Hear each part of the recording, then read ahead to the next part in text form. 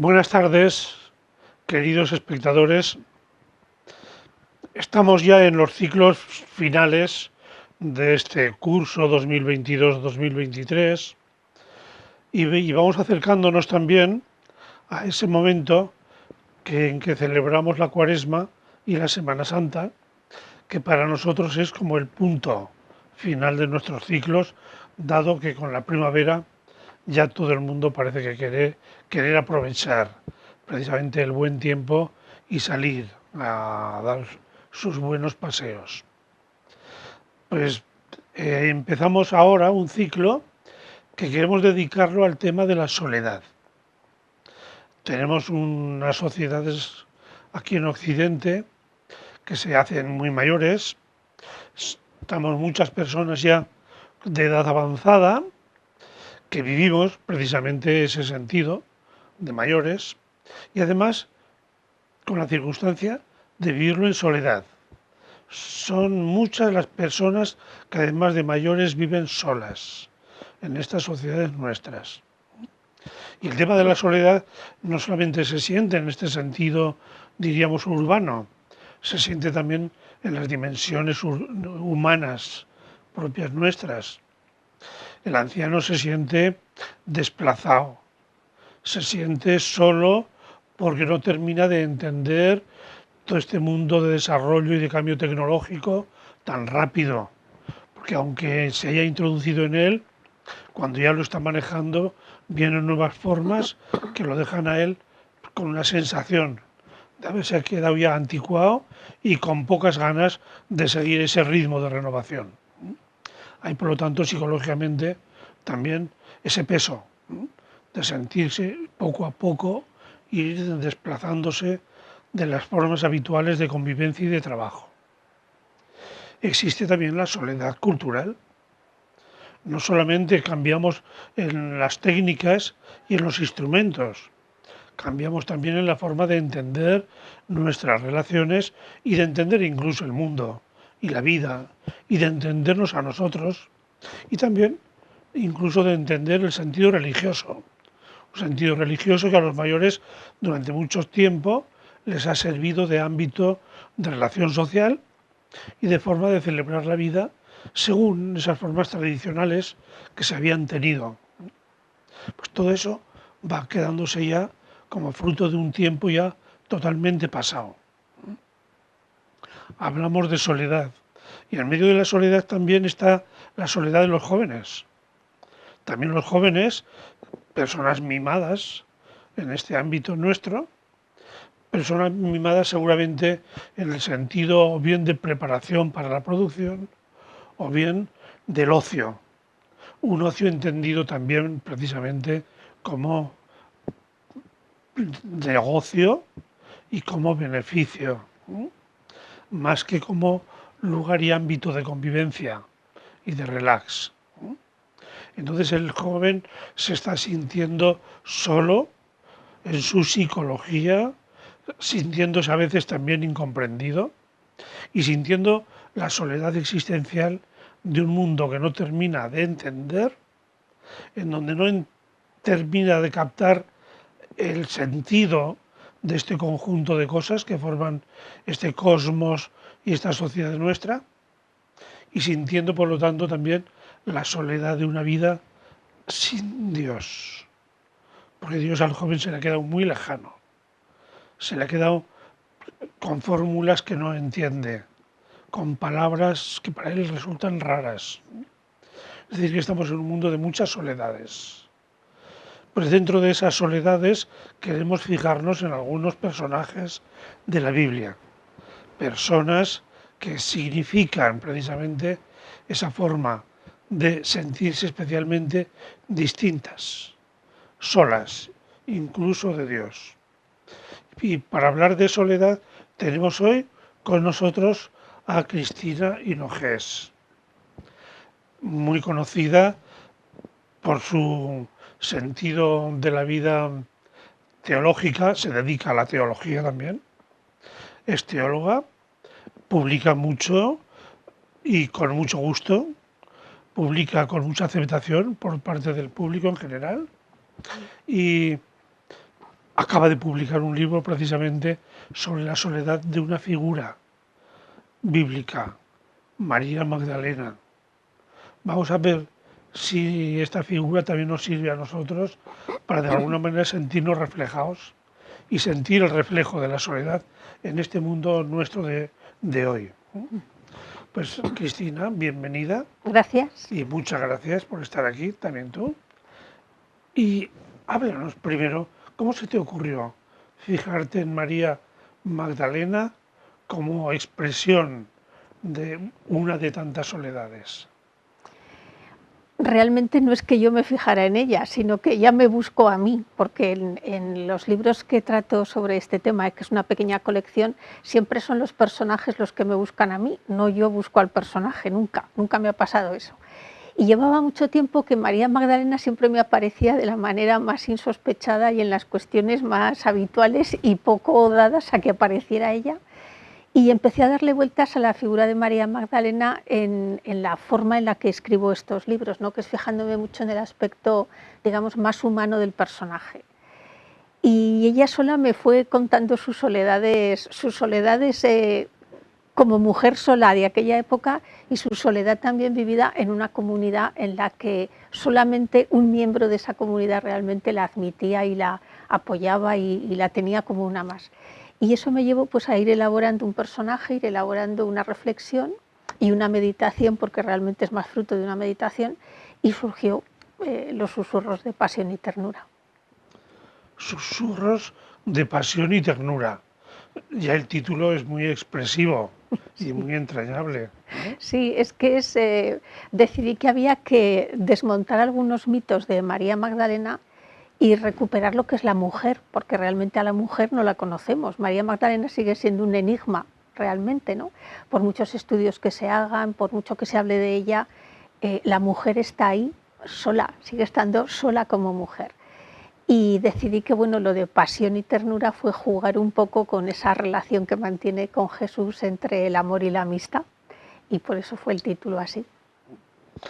Este libro al que hace referencia, Susurros de pasión y ternura, forma parte de una colección con otros títulos, todos ellos con la expresión de susurro, ¿no? Sí. ¿Por qué eso de susurro?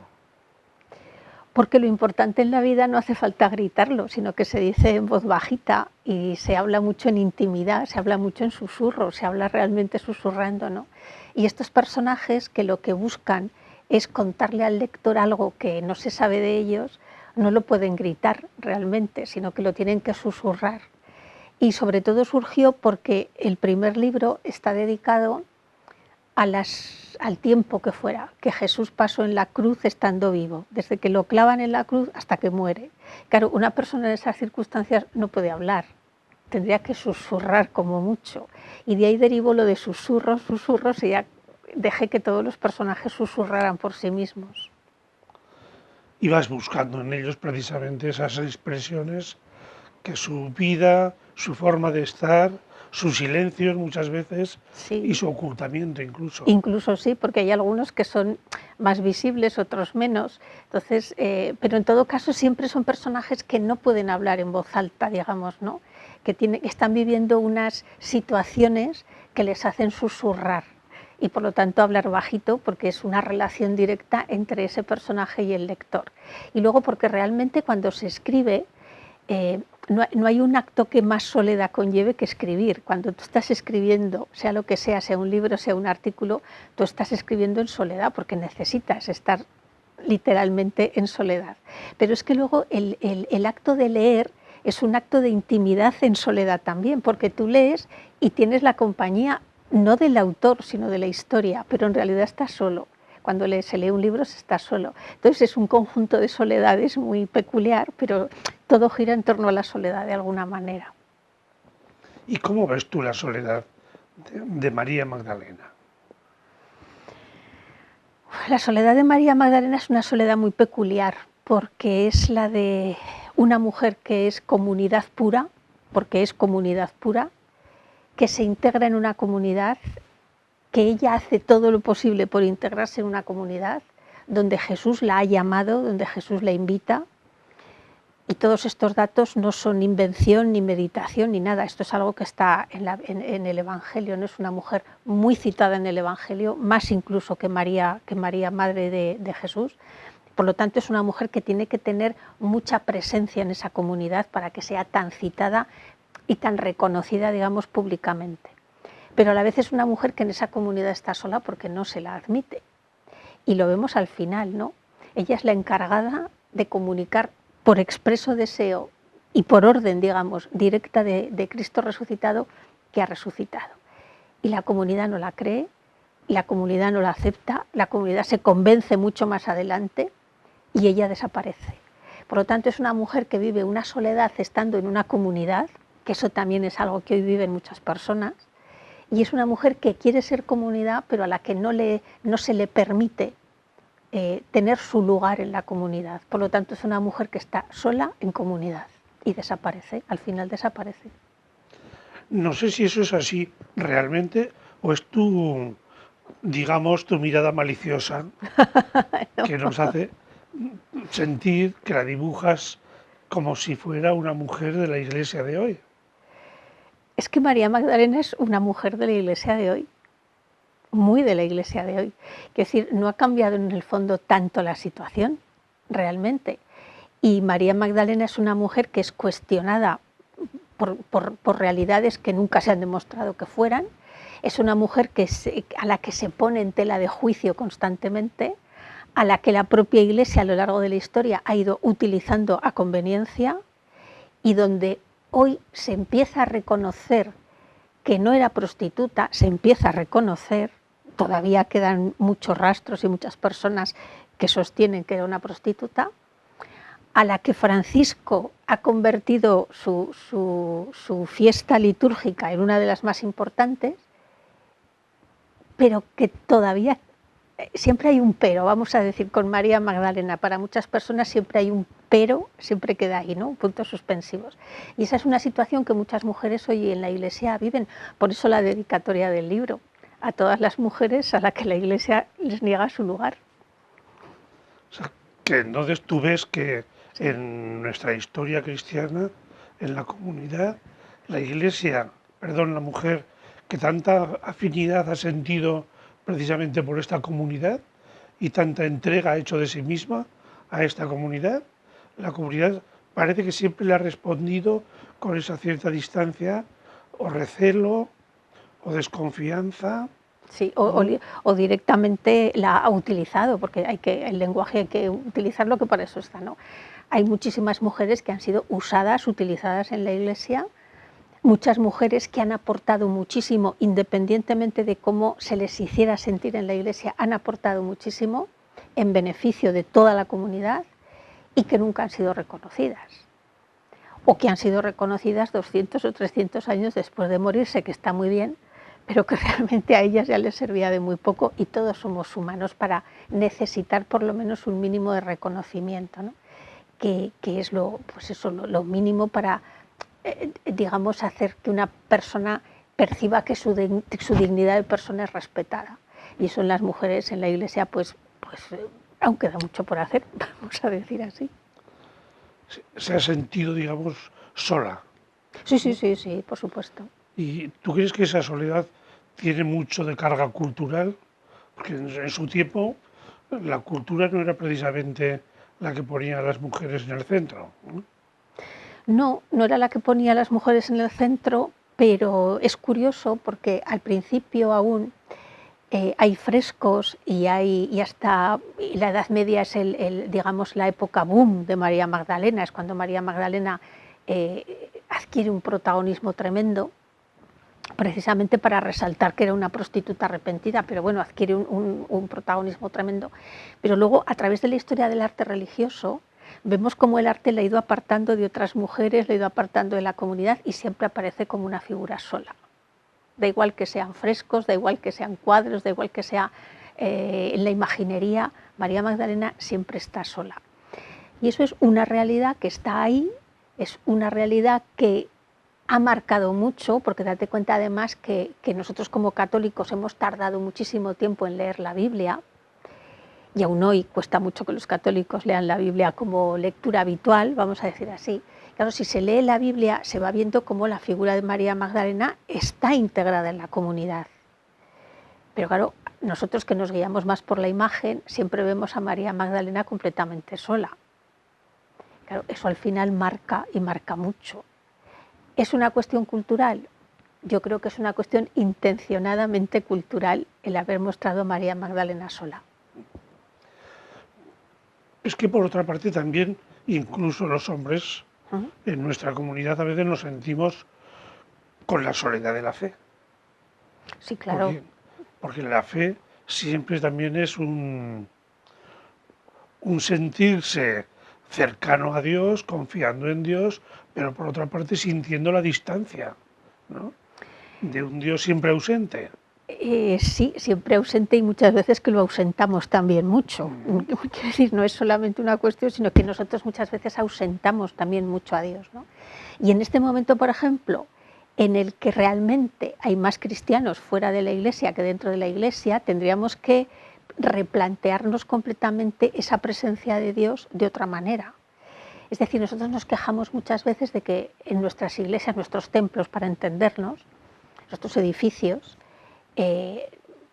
pues raramente se llenan ya, porque eso se constata, ¿no? Solo faltó la pandemia, que se llevó por delante a muchas personas que eran las que llenaban, personas mayores que llenaban muchas veces los templos. Esas personas ya no van a volver. Pero es que a lo mejor el quid de la cuestión está en que ese Dios al que alejamos hay que sacarlo de esos encerramientos triples a veces, que es el sagrario, la capilla del sagrario y la capilla que está inserta en un templo más grande, son 3 espacios, digamos, también de cerrarlo, y hay que abrir las puertas y sacarlo afuera. Sacarlo afuera no significa pasarnos la vida haciendo procesiones con el Santísimo en una custodia, que están muy bien en su momento, pero no es esa la presencia. Tiene que haber una presencia mucho más cercana a través del propio ser humano. Y yo creo que eso lo vamos a tener que empezar a recuperar, pero muy prontito, si queremos que el cristianismo muestre un rostro de Dios mucho más apropiado a lo que es Dios en realidad, que es cercanía, que es imagen, que es cariño, que es ternura, y eso es lo que tenemos que sacar a la vida cotidiana. Es una idea que creo que tenemos que empezar a pensárnosla bastante rápido. O sea que a ti lo que te importa es no tanto lo que realmente históricamente fue María Magdalena, sino el significado que tú has ido captando, ¿no?, de esos frases que en los evangelios nos van dando sobre ella. Frases que son sobre todo eso, significativos, signos a interpretar. A ver, históricamente los evangelios se escriben después de la muerte de Jesús, quiero decir, ya hay un proceso también de haber interpretado lo que pasó en aquella época. Por lo tanto, habrá cuestiones de las que jamás llegaremos a saber qué pasó realmente, ¿no? Porque se han perdido y no se han recogido en los evangelios, no las vamos a saber. Por lo tanto, lo que sabemos de ciertos personajes, lo que podemos hilar de alguna manera a través de un conocimiento de la antropología cultural judía de la época que existía y que hay estudios, nos pueden situar un poquito más históricamente a los personajes. Pero realmente el cristianismo en el que nacieron los evangelios tiene muy poco que ver con el cristianismo que estamos viviendo hoy. No estamos en el siglo I, estamos en el siglo XXI. Por lo tanto, lo importante, más que repetir históricamente cómo fue, con todas las lagunas que habría que rellenar y que no podemos rellenar, creo que es más importante, con esos flashes que dices tú, reinterpretar al personaje en el mundo actual. Entonces, eso sí que nos da muchísimo más valor, incluso para nuestra propia conciencia cristiana. Claro, captamos una riqueza humana enorme en estos personajes cuando nos acercamos desde nuestro propio interés, ¿no? No es el interés de la erudición, del historiador que busca ver el detalle de cómo fue y qué ocurrió, Sí. sino más bien el del lector de literatura que quiere hurgar un poco en la personalidad de ese ser inquieto, buscador, que anda, es apasionante como has dibujado. Yo no sé si hay bastante de autobiografía tuya, bueno, y de todos nosotros, ¿no? Cuando andas ahí buscando ese sentido tan especial de la relación que Magdalena tiene con Jesús. Ese doble juego y ese doble lenguaje en que por una parte es un ser humano tan digno de ser querido, ¿no? Y que irradia por otra parte tanto amor, y por otra parte esa otra especie de distancia de alguien tan cercano, pero que al mismo tiempo es un gran señor, ¿no? Sí, sí, sí, tienes razón. A ver, cuando se escribe siempre se vuelca algo de uno mismo, pero escribas un libro, escribas un artículo, quiero decir, siempre vuelcas algo de ti mismo. Pero, a ver, es cierto que eso sí que está hecho con una cierta intención, pero sobre todo con una cierta intención hacia la figura de Jesús, no tanto de Magdalena, ¿no? Porque Magdalena es una mujer de carne y hueso, es un ser humano, vamos a decir, exclusivamente. Pero muchas veces la imagen de Jesús la hemos espiritualizado tanto, tanto, tanto, la hemos asexuado tanto, tanto, tanto, que Perdón, desencarnado, sí, casi. casi, sí, casi, que nos olvidamos que era un hombre también, quiero decir, ¿no? Y yo creo que la grandeza está en eso, es que era un hombre también y que se encarnó con todas las consecuencias y con todas las vicisitudes que puede vivir un ser humano. Pero algunas veces eso lo dejamos y lo espiritualizamos tanto que parece que era un señor que nunca estornudaba, no sé, como que alguna vez estornudaría, supongo yo, ¿no? Entonces, que me parece una cosa de lo más normal. Entonces, esa relación con María Magdalena, yo la he escrito como la he escrito porque he querido sobre todo mostrar la humanidad también de Jesús. Es decir, Jesús no se escandaliza porque una mujer le diga te quiero, que es lo que le dice María Magdalena. Pero no se escandaliza porque él entiende que en el amor humano está el amor divino. Y por lo tanto, ni es un doble juego, ni es un juego de palabras, ni hay un doble sentido de la manera más pícara, podríamos decir. No, es sencillamente la realidad de dos seres humanos que conviven mucho juntos, porque es evidente que tenían que convivir mucho para que María Magdalena fuera la que recibe el encargo explícito de hacer pública la resurrección de Jesús. Tenía que haber un vínculo muy especial entre ellos para que eso sucediera, porque lo normal hubiera sido que Pedro hubiera sido el encargado. Tú eres Pedro y sobre esta piedra edificaré mi iglesia. Pero lo curioso del caso es que Pedro va al sepulcro, ve lo mismo que ve María Magdalena, pero vuelve y no anuncia. Pero María Magdalena sí. Es decir, son sustanciales diferencias que nos marcan que ahí hay un algo muy especial. O sea, que tú crees que María Magdalena no juega un papel solamente simbólico, sino que juega una función también de persona muy real, que tiene una relación muy especial con Jesús, a la cual Jesús también correspondería de alguna manera, Sí, ¿no? Y que entre ellos hubo una simpatía, ¿no? sí. Y una empatía. Y una empatía, un feeling, Sí, un feeling diríamos hoy. Sí, tienes razón. que les hizo sentirse muy cercanos el uno del otro. Sí. Mira, pasó una cosa muy curiosa. La persona que me ha escrito el prólogo del libro, cuando le dije que sí quería escribir el prólogo y demás, estuvimos hablando un día a través de Zoom, porque él vive en Portugal, me hizo una reflexión que me pareció muy, muy inteligente y una reflexión que puede abrir una vía de investigación muy, muy importante. Él se llama Antonio Pedro Monteiro, es un sacerdote deoniano, somos muy buenos amigos, y él me dijo, ¿no has pensado nunca en qué reflexión podría haber a nivel teológico el hacer un estudio, un estudio, bueno, lo que fuera de momento, pero pensar en la posibilidad de abrir una vía de investigación sobre una eclesiología de María Magdalena? Entonces, por ejemplo, eso es algo que no se me había ocurrido, pero eso es algo que es factible y sobre todo sería muy importante en este momento de cara a la integración plena de las mujeres en la Iglesia, que no pasa por ser sacerdote siempre, ojo, y menos en este momento. Creo que hace falta cambiar mucho el ministerio y reflexionar mucho sobre el ministerio para que se pueda dar esa posibilidad en unas condiciones óptimas, vamos a decir, ¿no? El acceso de la mujer al sacerdocio. Pero sí que la figura de María Magdalena integrada en una reflexión eclesiológica sería muy interesante, sería muy importante, y yo creo que nos daría claves de interpretación para el hoy, para el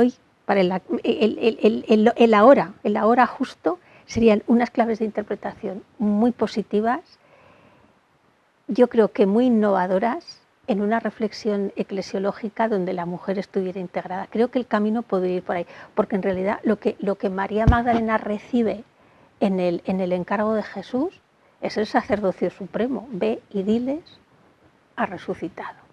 Y ella tenía que saber todo, porque diles que me esperen en Galilea, tú sabes lo que pasó en Galilea. Es decir, ella tenía que saber, tenía que haber sido no una espectadora, sino tenía que haber sido una persona implicada en la comunidad, pero de primera fila. Sería una reflexión muy interesante, por ejemplo. O sea que tenemos tres frentes ahí de reflexión muy interesantes. Por un lado, subrayas el carácter de ser una persona representativa de cualquier creyente, Sí. de cualquier ser humano que se siente seguidor de Jesús y que allí pues se encuentra con todas las limitaciones que tiene el ser humano, Sí. pero al mismo tiempo con una relación que le potencia su humanidad y que saca de él cosas que nunca hubiera pensado, como de alguna manera nos ocurre a los creyentes, ¿no? Sí. Sí. Que no es nuestra condición moral la que nos hace pertenecer a esta comunidad, no somos mejores que los demás, somos como los demás, pero con el Dios de Jesús, pues efectivamente nos hace capaces de aceptar, ¿no?, una condición tan limitada como la nuestra. Sí, nos hace capaces de aceptar una condición limitada, pero también tenemos que ser conscientes de que ningún pasado puede condenar una vida. Es decir, eso, admitir la limitación humana, porque lo somos, admitir todo eso, ¿no? Pero muchas veces siempre hay pasados en la vida de una persona que no la pueden estar condicionando de por vida. Pero ya no es una mera cuestión del perdón, sino es que aparte del perdón hay otra cuestión, y es que una persona puede cambiar, y de hecho se cambia. Tú no eres igual que cuando tenías 20 años y yo tampoco, pues porque hemos evolucionado como seres humanos a todos los niveles. Entonces, el pasado de una persona no puede condicionar la vida de esa persona de por vida. Y eso hay que tenerlo en cuenta también. Dentro de todas las limitaciones, sobre todo tener muy presente que el pasado no puede condicionar una vida. Pero sí que nos ocurre a los seres humanos que determinadas relaciones nos hacen no sentirnos menos, no disminuir nuestra condición, o sea, nuestro sentido de nosotros mismos, sino al contrario, desde la realidad sencilla que cada uno somos, sí que tienen esa capacidad de ir como sacando de nosotros cosas positivas, ¿no? Sí. Que eso sería quizá un aspecto de la figura atractiva de Jesús. No sabemos cómo era físicamente, pero sí que conocemos muy bien una psicología capaz de, primero, de arrastrar a mucha gente, pero de arrastrarla no por sus promesas de andar por casa, sino por la gran promesa de ser nosotros algún día de otra manera de como somos, ¿no? Sí, es que además es muy curioso porque nosotros nos colgamos enseguida medallas pensando que hemos descubierto la pólvora desde que nos levantamos por la mañana. Y yo suelo sostener, ¿no?, que en la figura de Jesús se engloba todo aquello que nosotros consideramos que han sido nuestros grandes avances o nuestros grandes, no sé, conquistas de alguna manera, ¿no? Y Jesús en realidad es un hombre, ahora que está tan de moda esto de no tengo aquí un asesor de imagen, tengo aquí un asesor de no sé qué. Hay gente que vive rodeada de asesores, rodeada de personas que le dicen, los psicólogos deportivos, por ejemplo, tú puedes con esto, tú puedes... Es decir, son personas que en realidad te están creando una sensación de ansia de que tú puedes con todo, ¿no? Jesús no necesita hacernos estar todo el día detrás de nosotros, tú puedes, tú puedes, tú puedes, sino tú eres capaz. ¿Por qué? Porque has sido creado por mi Padre desde el amor y para el amor. Y a partir de ahí eres capaz de todo lo bueno. De todo lo bueno. Y por lo tanto te puedes superar, puedes acompañar, puedes ayudar a otras personas a que superen ciertas realidades, momentos o lo que sea, dificultades. Estás ahí. Pero eso nos sigue costando mucho. Seguimos con una imagen de un Dios y de un Jesús muy religioso. Y claro, ahí matamos la frescura de Dios y la frescura de Jesús. El día que seamos capaces de quitar los barnices, quitar los repintes de la figura de Dios y de la figura de Jesús, nos sorprenderemos. Y yo creo que incluso mucha gente que ahora se declara no creyente se admirará por lo menos de ver un Dios tan distinto al que presentamos y un Jesús tan distinto al que presentamos. Sí, claro, para mucha gente lo que realmente resulta atractivo de Jesús es su sentido profundamente humano. Una persona de un calibre tan, que precisamente por eso para nosotros es un poco no una proyección, sino el encuentro con el ser humano, con el hombre. Con el hombre, exactamente, es que es eso, ¿no? Pero un hombre que es enormemente sensible, pero no para una belleza, sino para la belleza incluso de la pobreza, del dolor, exactamente, de la sencillez. Exactamente, y un hombre que es sensible a lo cotidiano. Que, no sé cómo, fíjate, por ejemplo, ahora hay una cuestión que está muy de moda, vamos a decir, en la sociedad, ¿no? Que son las nuevas masculinidades. El hombre ya no puede ser, el varón me refiero, ya no puede ser una figura estricta, rígida, prácticamente sin capacidad para los sentimientos, una persona que no puede mostrar sobre todo los sentimientos.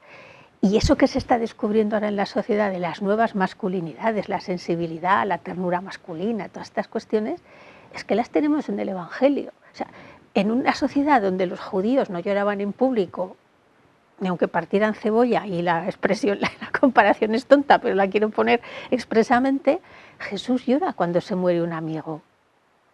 Las mujeres eran las únicas que lloraban. En una sociedad donde los niños no contaban para nada hasta que cumplían 12 años y pasaban del ámbito materno al ámbito paterno, Jesús juega con los niños, tiene relación con los niños, son modelo de lo que hay que ser si se quiere llegar al reino de Dios. En una sociedad donde las mujeres eran menos que el 0,1000 a la izquierda, o sea, menos que nada, Jesús admite una relación normal con las mujeres.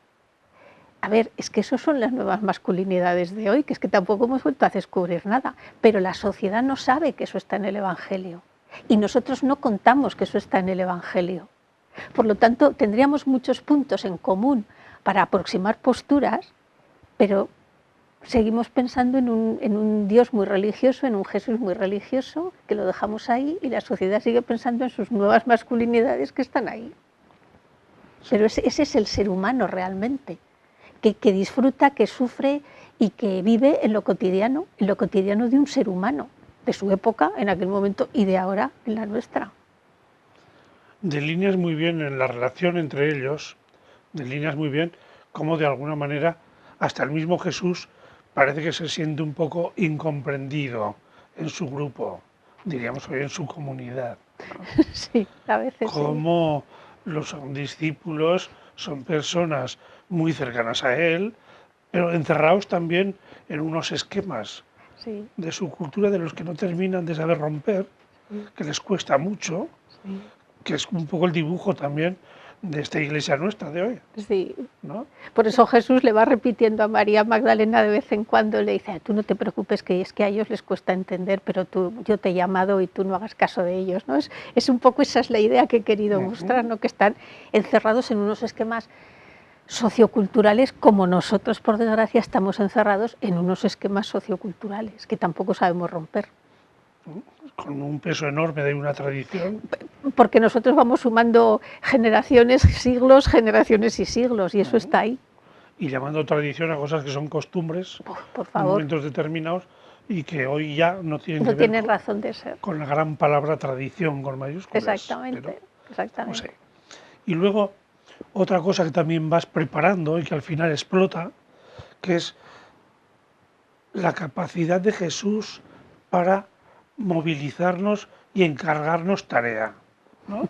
Para que cada uno vaya descubriendo las tareas, eso que ya nos has dicho de cómo a María Magdalena le encarga nada menos que el anuncio de la resurrección, es luego la experiencia que todos tenemos de sentirnos enviados a comunicar esperanza, ¿no? Como poco esperanza. Y comunicar vida, y comunicar horizonte de futuro, y comunicar siempre eso, un sentido de inquietud, de movilización, de tarea, y tarea entusiasmante. Eso lo dibujas tú muy bien y por eso también quiero subrayarlo como expresión de que también en eso María Magdalena es una figura que supera un poco el ámbito de ser mujer, ¿no? Sino de ser creyente. Es creyente, es que es exactamente. Yo creo que María Magdalena, como en realidad las mujeres a lo largo de la historia de la Iglesia, no se han, las han hecho sentirse condicionadas por ser mujeres, pero ellas o nosotras por ser mujeres no nos sentimos condicionadas, o sea, se nos condiciona, vamos a decir, desde fuera por el hecho de ser mujeres, pero nosotros tenemos una conciencia femenina porque somos mujeres, pero no es un peso como tal, porque si no, en la historia de la Iglesia, las grandes figuras que conocemos y muchísimas que desconocemos, porque ojo que el hacer realidad la esperanza en el día a día, ha habido mujeres que la han hecho, igual que hombres, y no se sabe nada de ellos, y nunca se sabrá, pero ahí han estado, pero las grandes figuras, vamos a decir, que conocemos, no se han amilanado por el hecho de ser mujeres. Y ahí está su obra, su labor, su aporte, y lo tenemos ahí. Pero María Magdalena es una más, en eso es una más. Es por eso lo que te decía es que traer el personaje a hoy nos está evidenciando que las vivencias clave que ella tuvo en aquella comunidad hoy se siguen repitiendo o las seguimos repitiendo. Entonces, eso es así. Ella no se siente condicionada por el hecho de ser mujer, pero la hacen sentirse condicionada por el hecho de ser mujer, que es muy distinto. En tu libro insistes mucho en ese sentido de soledad, ¿no?, que acompaña siempre en su relación con Jesús, en su relación con los compañeros de comunidad, con los discípulos, bueno, y en el ambiente cultural que le tocó vivir. También para nosotros esa experiencia nos acompaña siempre, ¿no? Porque de alguna manera incluso en nuestra propia casa religiosa o comunidad nos sentimos también entre ese peso de necesitarnos unos y otros, ese sentido de que la relación nos hace como seres humanos, pero que al mismo tiempo en la relación experimentamos las dificultades de ser. Sí, yo creo que eso es innato en la condición humana, ¿no? Somos seres para la relación, porque lo somos, pero a la vez tenemos la tensión esa entre la relación, las malas relaciones, los condicionantes de las relaciones, y luego que el vivir en comunidad conlleva siempre unas tensiones. Y puede haber momentos en los que, por muy acompañado que estés comunitariamente, te sientes solo. Y eso pasa, eso no se puede negar, y todos hemos tenido en algún momento una experiencia de sentirnos solos en la compañía de la comunidad, ¿no? Y eso es lo que vive ella realmente, ¿no? Pues el final del libro tiene esa sutil, digamos, lejanía de María Magdalena, ¿no? Porque en realidad no es que ella se aleje de la comunidad, es que la propia comunidad es la que le marca unos límites, ¿no? Entonces ella no se opone, porque ella no va a actuar nunca en contra de la comunidad, pero necesita salir fuera de esa comunidad. Y eso me recordaba una frase de Moltmann que es muy interesante, que dice que cuando la comunidad impide el crecimiento de la fe e impide el desarrollo en la comunidad de una persona, es lícito que esa persona se aparte de la comunidad porque se ha roto la comunión.